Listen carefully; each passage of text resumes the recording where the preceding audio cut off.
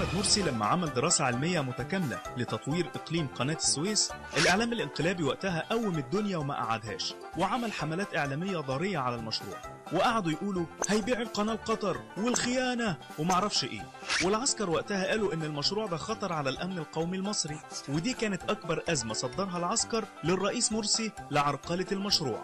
وبعدين وقتها لميس وعمرو وعكاشة قالوا إن قطر اشترت القناة خلاص من الشاطر. إزاي بقى دلوقتي العسكر تبنوا المشروع هو وعملوا مؤتمر عالمي لتدشين المشروع ومعتبرينه المشروع القومي الأول لمصر؟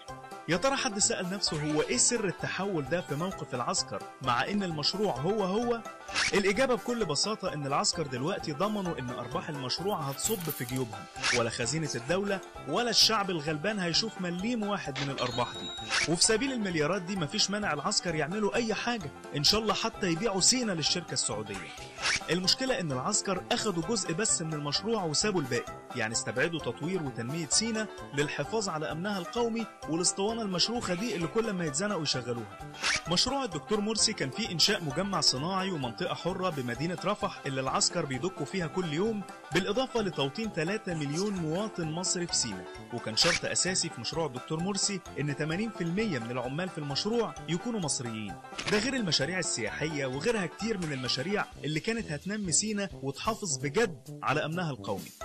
كل مشاريع التنمية دي العسكر استبعدها من المشروع لأنها هتعود على المواطن المصري بالخير، واكتفوا بالجزء اللي هم بس هيستفيدوا منه.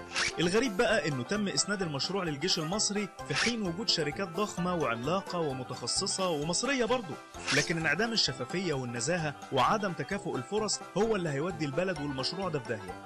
يعني مين هيقدر ينافس شركة معفية من الضرائب ووضعها في البلد فوق القانون وكل مؤسسات الدولة تحت أمرها وغيرها من المزايا الغير متوفرة لأي شركة منافسة؟ واحد ممكن يقول لي الجيش المصري عظيم ويقدر ينفذ المشروع بكل كفاءة. بأمارة ايه؟ هل الجيش عمل مشروع ضخم ونجح فيه؟ هل نجح في حاجة غير المكرونة والكفتة وكحك العيد؟ بس يا ترى ده بقى على حساب ايه؟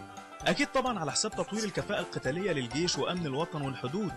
ما انت سايب مهمتك الأساسية وهي الدفاع عن حدود مصر وشغال في البيزنس.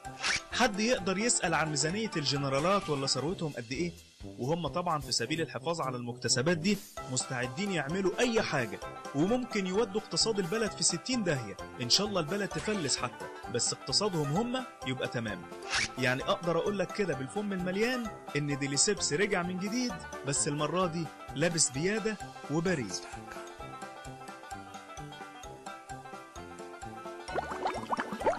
بحافر على الناشف.